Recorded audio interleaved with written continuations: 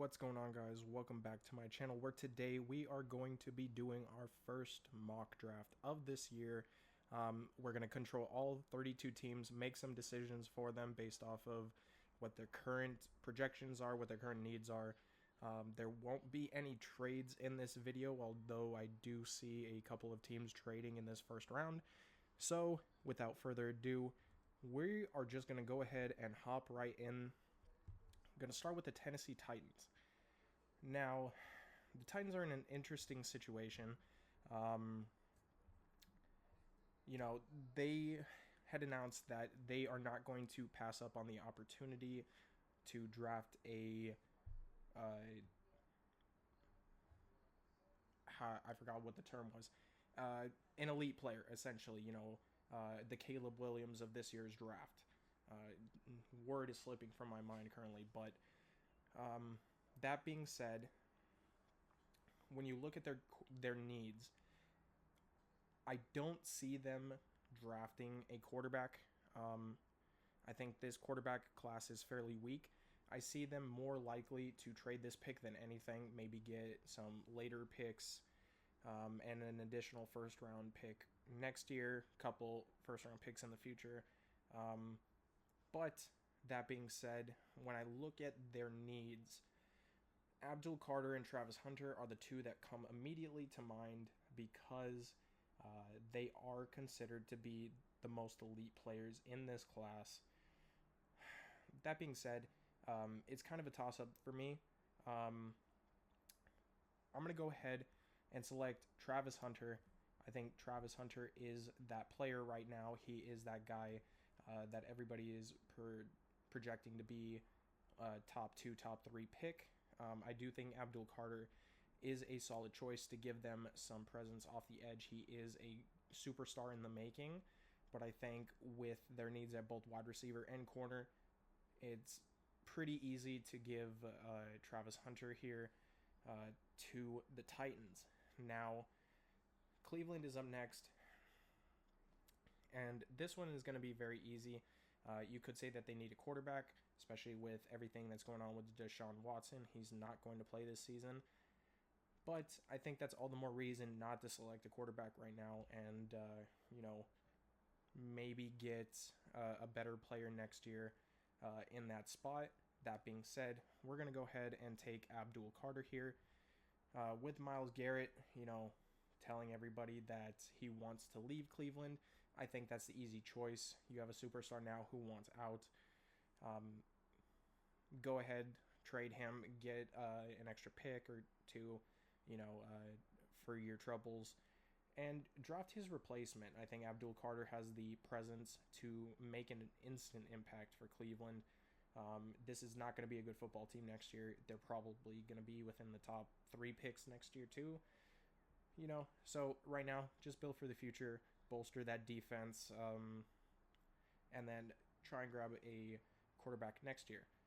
That being said, New York Giants, looking at the quarterbacks that are available, I do think that rather than them drafting Cam Ward, I think this is a team that's more likely to go ahead and draft Shedeur Sanders. There have been a lot of talks about Shedeur Sanders as far as his pocket presence. I saw a couple plays of him last year when he was trying to scramble. He didn't look like much of a runner. He, plays a lot of hero ball, but I do think the Giants see more in him than they do Cam Ward. I do think Cam Ward is the better quarterback, but again, this quarterback class is not the best. I truly think that the best quarterback in the class is probably Jackson Dart. And he's not going to go for, another round and a half. That being said, Giants get their guy, get a quarterback to throw to Malik Neighbors. We all saw that video of them in New York City, just, chopping it up. I think it's a good fit for him. Up next, we have the Patriots. Now, looking at the Patriots' needs, they just drafted Drake May last year. Drake May had his moments, had his spurts of greatness. They do need some offensive linemen, but with how the draft is falling so far, I think that this is a spot where the Patriots go out and they select their main receiver for Drake May, and that's going to be Tytyra McMillan. I'm fairly sure I butchered that, but it gives Drake May an instant receiver threat, especially because the Patriots need one. They don't really have that much receiver depth. Looking at Kendrick Bourne, I think Booty's still there. Demario Douglas, these are very forgettable names, as you can tell by me forgetting most of their receiving room.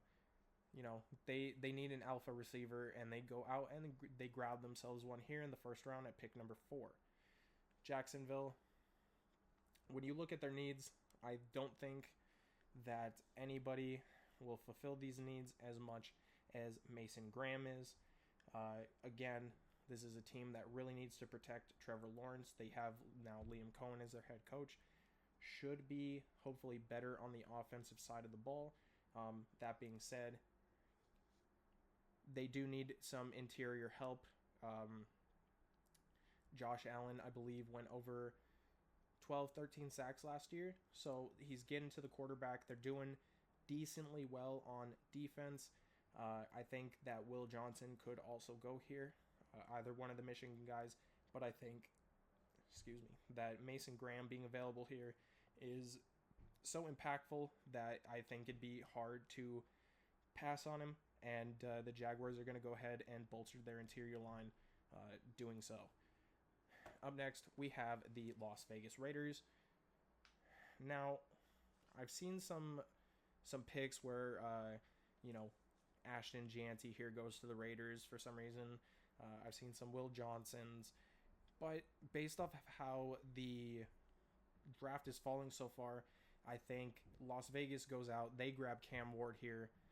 Cam Ward does end up falling, but the Raiders do get their quarterback. Again, this is assuming that they're not going to go out and grab like Russell Wilson or Matthew Stafford or one of those veteran quarterbacks to come and play. I think Cam Ward fits in very well. I think the Raiders probably get their quarterback of the future here and invest heavily in Cam Ward. This is still a team that has, some receiving threats, such as can't even remember his name. I'm completely spacing right now. Jakobi Meyers. There we go. Jakobi Meyers, have Brock Bowers definitely. So you get them their quarterback who, can perhaps take them to that next level. I think that's what the Raiders do here. And we move on to the New York Jets. The Jets at 7.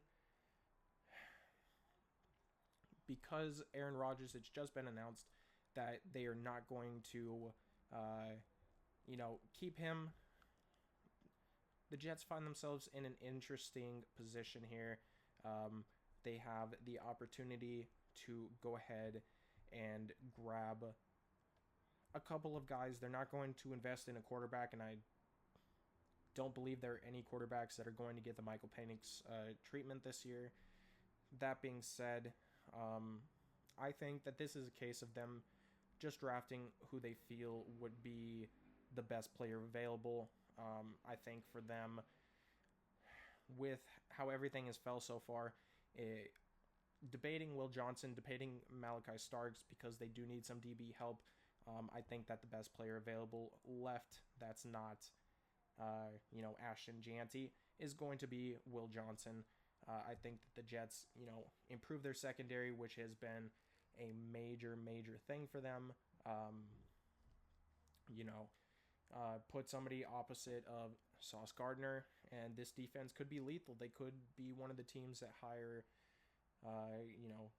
get a veteran quarterback like a Russell Wilson to come and play, and they could be a threat with that veteran presence. We don't know how things are going to fall, but here the Jets are going to pick up that Michigan corner, and they're going to, hopefully be a little better this year. Carolina Panthers up next. They really, really need some help on the D line and in the secondary. I think that this is probably a good place to go ahead and take a risk on a Malachi Starks.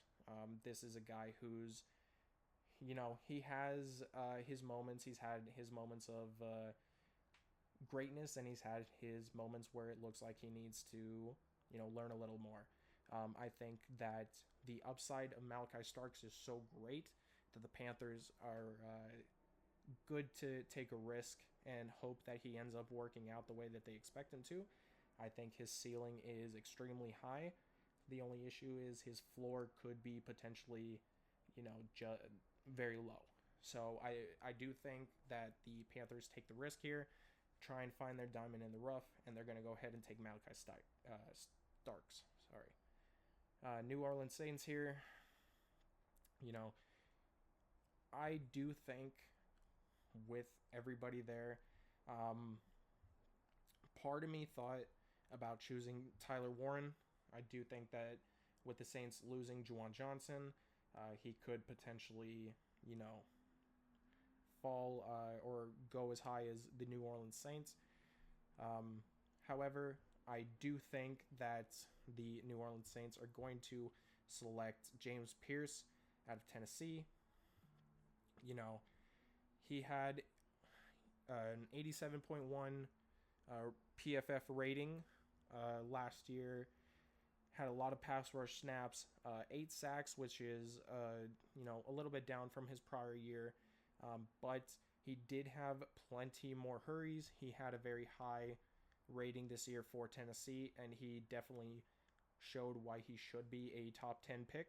I do think that he is going to be a very good player in the league, and I think that the Saints, with how old Cameron Jordan is, they find his replacement here and grab James Pierce Jr. Chicago Bears. This is a very tricky one. I think that there is a chance that they choose Ashton Gianti, get rid of Swift. However, I do think that they need some offensive line help. I think Will Campbell is an option. Maybe transfer him over to center or guard and bolster that offensive line that allowed Caleb Williams to get absolutely destroyed last year. Most sacked quarterback in the league. How many of them were his fault? I don't know. Most of them probably, but nonetheless, they got pressure. However, with Ashton Gianti being here, I do think that this is the perfect spot for them to take him. I do think that the Bears grab another offensive weapon to make Caleb Williams better, and I think right there is the perfect example of that. Bears grab Ashton Gianti, get rid of their offensive coordinator that did absolutely nothing for him, pick up a new one. I think that this Bears offense could potentially be a very scary offense this year, and they get Ashton Gianti to help improve that. My San Francisco 49ers, you can tell here, we need a ton of help on the line. This is the easiest pick for me so far. It's Will Campbell. He scored to be a pretty good player for LSU last year, only allowing 2 sacks, 5 hits, 11 hurries, 2 sacks, a little bit more than what he had in 2023. However, the 49ers offensive line is so abysmal that we need somebody to take over, and I do think that Will Campbell could be Trent Williams' replacement for the future, obviously, after the next couple of years. I do think that he is going to be a guy that's going to, fall right in, help bolster us, and keep Brock Purdy protected. So we're going to go ahead and we're going to go with Will Campbell.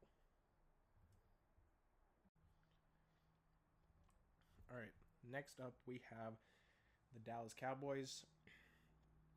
And when I look at the Cowboys, I do see a couple of needs here. I see wide receiver as a need. They do have Brandon Cooks still. They do have, obviously, CeeDee Lamb. They have Jake Ferguson at tight end. So they do have quite a number of receiving options. I don't really see that necessarily as the most important need. However, I do understand that they could use a wide receiver. I do think that when it comes to the Cowboys, I think that they're going to need some offensive line help. You know, Dak coming off of a major injury didn't really get to play too many games in 2024. So I think they're going to go ahead and they are going to draft Josh Simmons here. Josh Simmons, somebody that I didn't necessarily, um, I wasn't too big of a fan. You know, he didn't play overall that many snaps this year, and he didn't play too many games. He was good, decent in his games, but um, I think it's yet to be seen what we could really get from Josh Simmons. I do think that he has the potential to be a great player in the league, but you know, you never know what's going to happen with his injury. So we're still going to go ahead and take Josh Simmons. I do think that the Dallas Cowboys as a team as a whole make some very dumb decisions on draft day. So this is a smart decision, I would say. So I'm can't wait for them to all of a sudden decide to go and take, you know, Jackson Dart just because. But we're going to go ahead and choose Josh Simmons here. Move on to the Miami Dolphins, who are going to end up taking a lineman here. I'm looking directly at Kelvin Banks Jr. He had over 900 offensive snaps, 500 of them pass block, and only allowed 1 sack, 2 hits, and 7 hurries. I think he is potentially the best tackle in the draft. At the very least, he has the highest ceiling for me, highest floor for me. So I think he fits in well here. I think he plugs right into what Miami's trying to do, which is protect Tua, keep him from getting any more concussions, which could be detrimental to not only their football team but his health. So I think they grab an offensive lineman here, help Tua really make sure that he stays on the field, but because Miami is horrible with him off the field. So Kelvin Banks Jr. here makes the most sense for me. That's where they're going. Indianapolis Colts are next. They're going to go ahead and choose Tyler Warren. The Colts haven't had a good tight end, I would say, since Dallas Clark. And that was like the 2010s, late 2000s. They finally are going to get their guy here. They're going to grab another weapon for Anthony Richardson, who definitely needs as much help as he can get. He had one of the worst completion percentages in NFL history last year. I think second to only Tim Tebow with like 48%. So I think Anthony Richardson, they grab somebody here who's going to help them improve their offensive weapons, make Richardson a little more comfortable. We got to remember this guy between college and the NFL has not actually played that many starts, so he's still got a lot of work to do.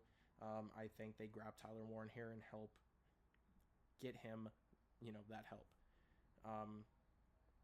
Atlanta, I think Atlanta really needs to improve their defense here. I think they're perfectly fine on receivers. I understand people see it as need, but with Darnell Mooney and Drake London, perfect.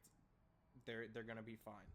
I do think that this is a position where they go out and they draft Mike Green, who played very well last year, 17 sacks, which is absolutely insane for an edge. I would personally love if the 49ers drafted Mike Green, maybe if they traded back, but I think he's my favorite player in this draft overall. I think he has the potential to be a real disruptor in the NFL.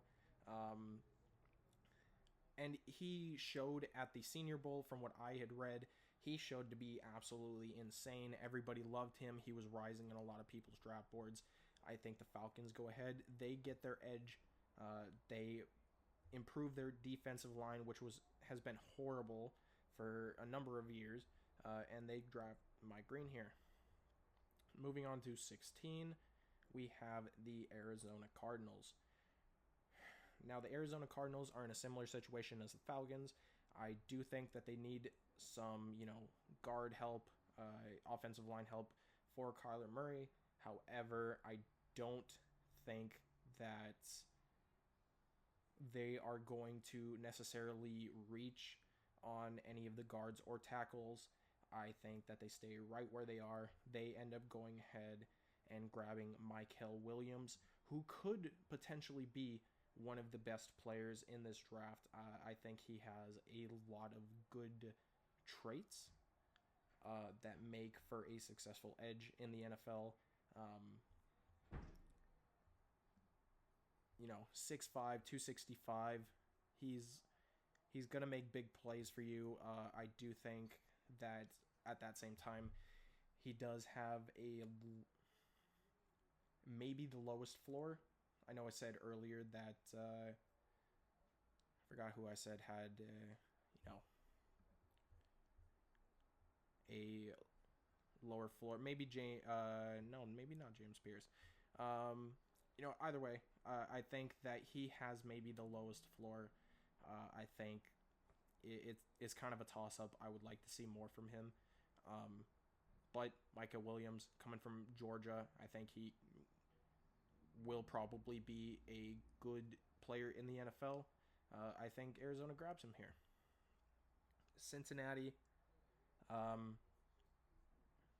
for me, when it comes to Cincinnati, I immediately think of T. Higgins. Is Cincinnati going to let T. Higgins go? I know they said that they're not in the market of letting really good players go, but T. Higgins could grab a bag somewhere else. He could go to somewhere like New England, who's willing to play a top receiver, big draft, big payday.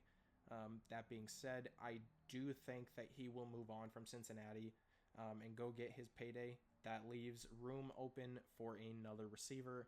In my mind, Luther Burden is that receiver. Big guy. He was big for Brady Cook last year. He comes up big in the clutch, only 5'11", but he was very good when he was targeted. He had a lot less opportunity compared to last year. I don't know what happened with Missouri. I guess they could just kind of had to change up their mindsets as far as how they used him. But he is a big play receiver. I do see him being a viable third option in this Cincinnati offense, and I think that he will help an already amazing offense get even better. So we're going to Luther Burden. Next, we have my dad's favorite team, the Seattle Seahawks. And when I look at the Seahawks, I really think that they need to do something that they, don't usually do. My dad likes to say that they draft usually pretty horrible. I pretty much agree, usually. I do think that they are going to grab Armand Membu here, improve their offensive line, maybe switch him over to a different position. You saw there he did have a one snap at left guard. I do think potentially they could move around the offensive line, either move him over to a new position or move one of the other guys over to a new position. I think that Geno Smith, he needs help. He needs protection. I do think that they go out here. They grab Membu. I think Shamar Stewart is also a viable option here. I don't see them needing as much help on the edge as I see them needing in the offensive line, which is why I lean more toward him over Stewart. Nonetheless, we're going Membu. Seahawks grab another offensive lineman, hopefully one that will be good for them. Buccaneers are going to go ahead and they are actually going to grab Stewart here. Need a lot of help on the defense, especially in the edge and linebacker positions. They're losing a lot of their older guys. Finally, some guys who will eventually be in the Ring of Honor for Tampa Bay, I'm sure, like Levante David. But they need a lot of help on that defensive line. I think that Stewart fits perfectly in here. I think he gives them a lot of presence on the quarterback. You saw there he had 33 pressures, only had 2 sacks, but he was getting to the quarterback, and he's improved on that every season that he's been in college. I think they grab him here and help improve that defensive line. Buccaneers go get their man. Denver Broncos, we want another player who's going to help Bo Nix progress in the NFL. I'm looking immediately at Emeka Egbuka, and my other option that I'm looking at is Colston Loveland.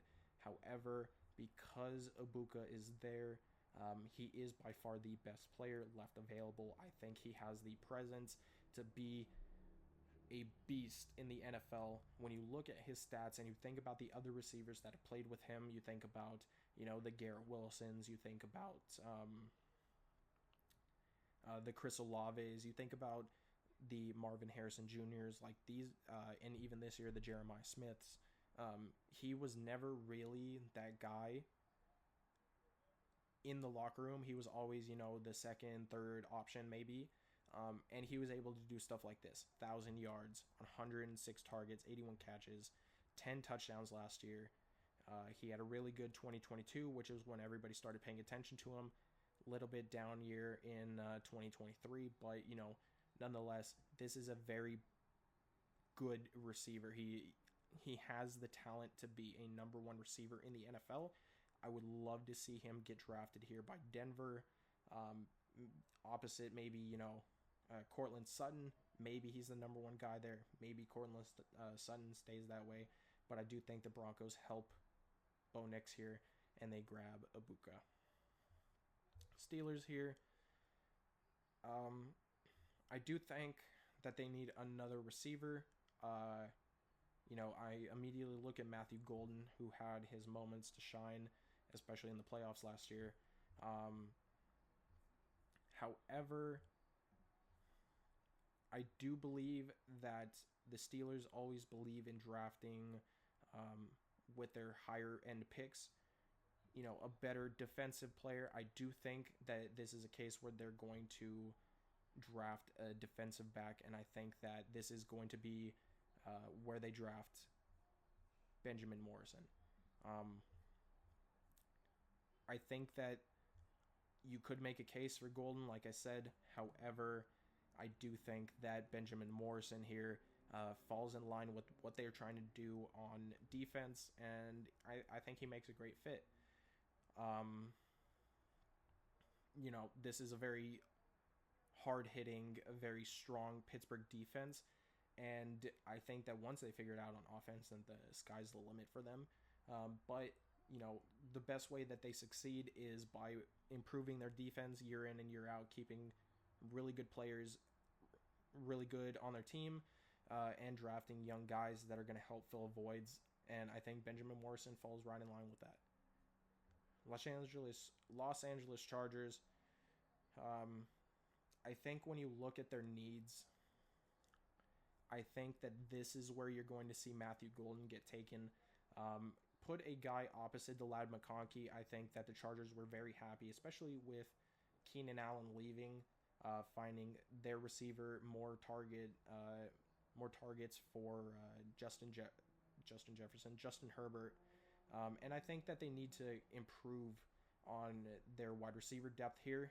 Quentin Johnson hasn't exactly lived up to all the expectations set. Will Dissly is definitely not the answer at tight end, but I don't think that they reach here to grab Colston Loveland. I do think that they do end up grabbing a deep threat. They're going to go ahead and grab Matthew Golden, improve that wide receiver core, and help the Chargers win a couple more games. Green Bay Packers here. I think that they're going to go ahead and they are going to grab Jack Sawyer.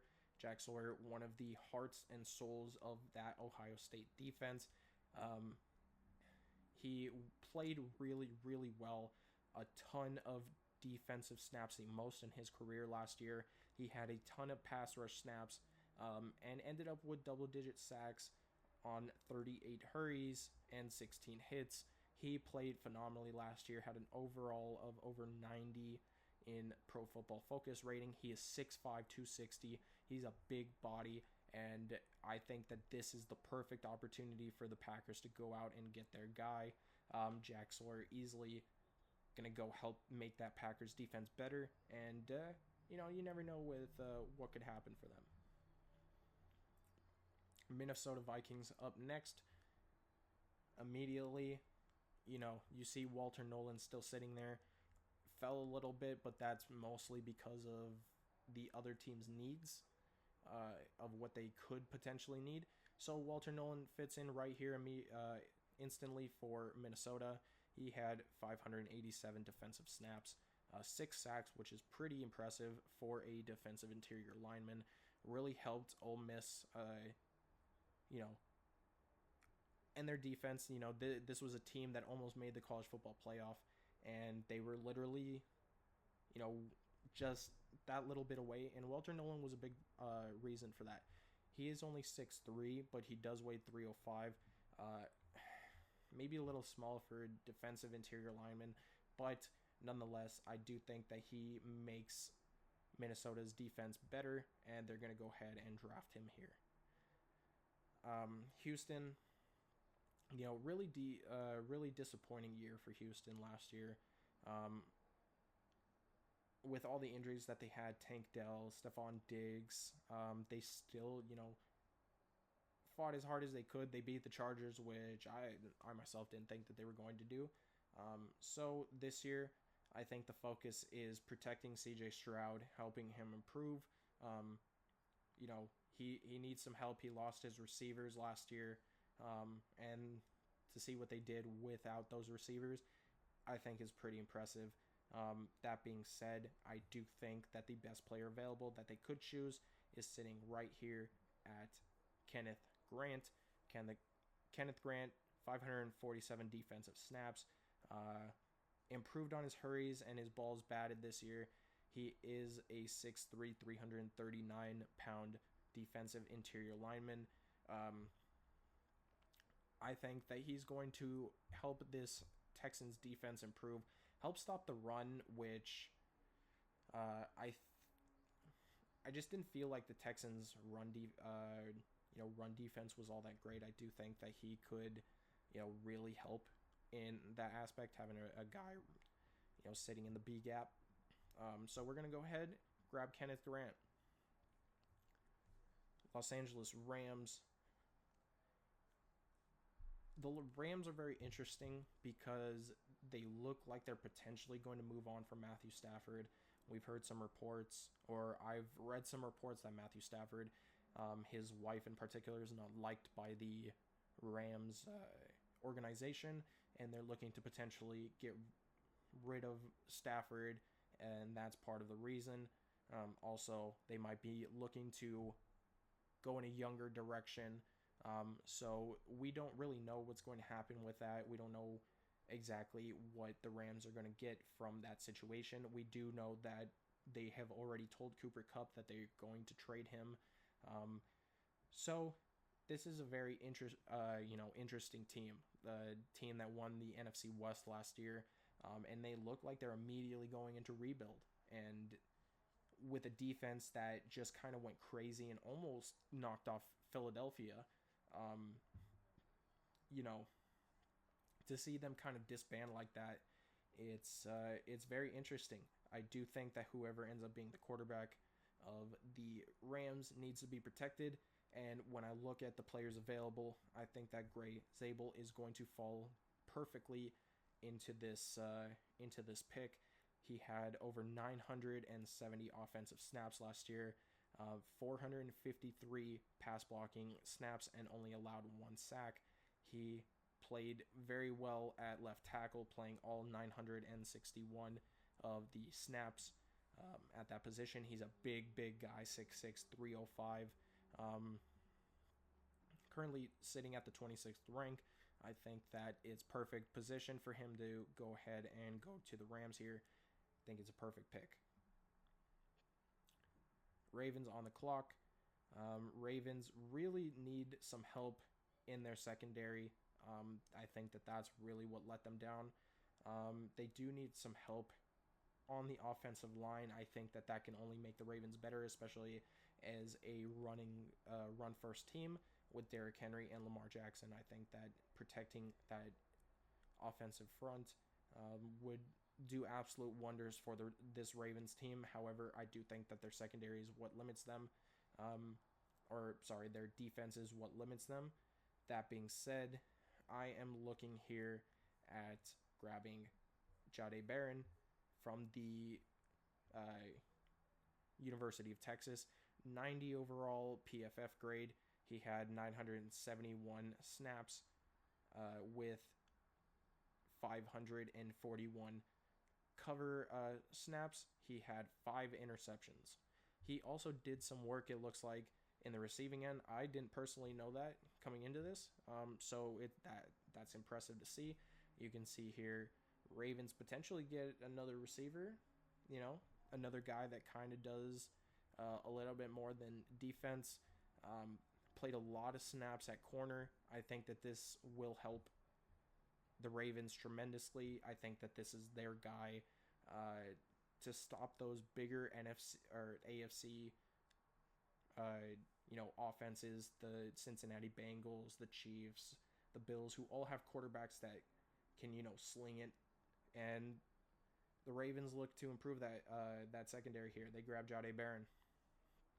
Now, the Lions, they definitely need some help on defense. We saw last year their injuries piled up, especially on the defensive front.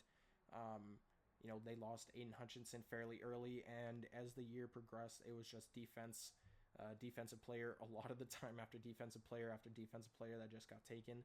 I do think that this is a perfect spot for them to improve on that defense, get another edge look. Here we have a 6'4", 285 edge rusher who had 4 sacks and 28 hurries last year. I think that he will help the Lions defense improve this year from a very disappointing performance in the divisional round against the Commanders. I felt like their defense had nothing going, and this is a case where they need to improve. And I think that they're going to do so here and grab Nick Skirton. Washington up next.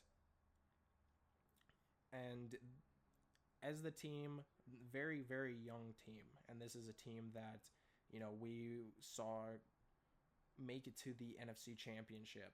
And while they did get destroyed, it felt like they were that close, to the Super Bowl. So when you think about what they really need to help stay up at the position that they're in, I really, really think that it comes down to what they're missing in the secondary. I do think that they could go tackle here and grab Josh Connerly. However, I do think that with their needs, I felt like a lot of what was limiting them was their ability to cover receivers. And for that reason, I'm leaning toward them grabbing Trey Amos.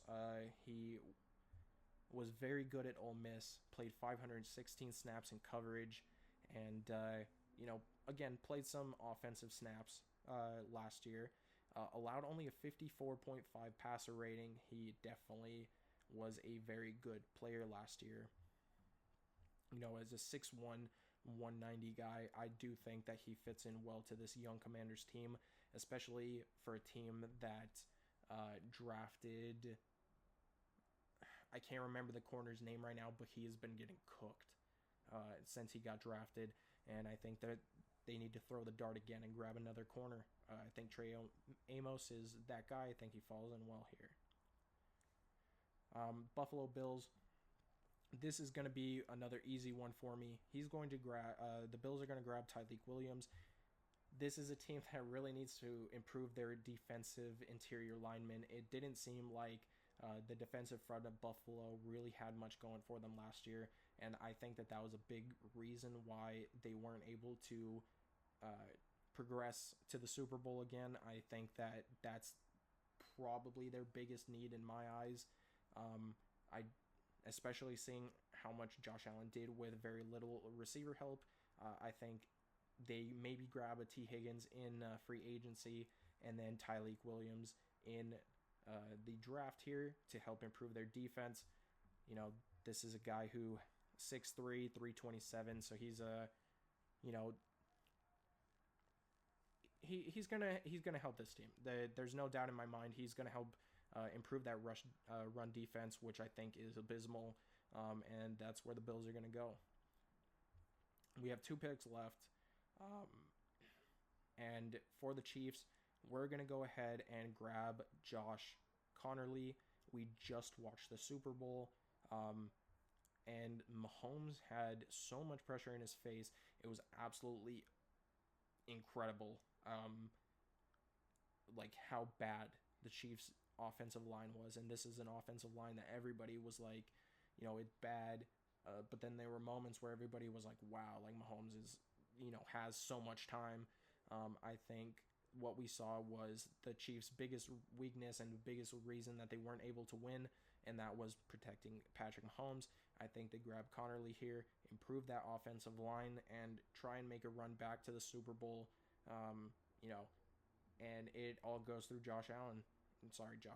Patrick Mahomes. So they have to bolster that offensive line.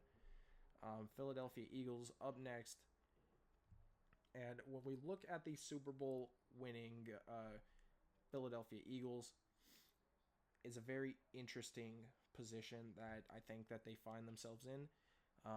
This is not a team, you know, that had many flaws last year. They have great receivers. They have a great offensive line.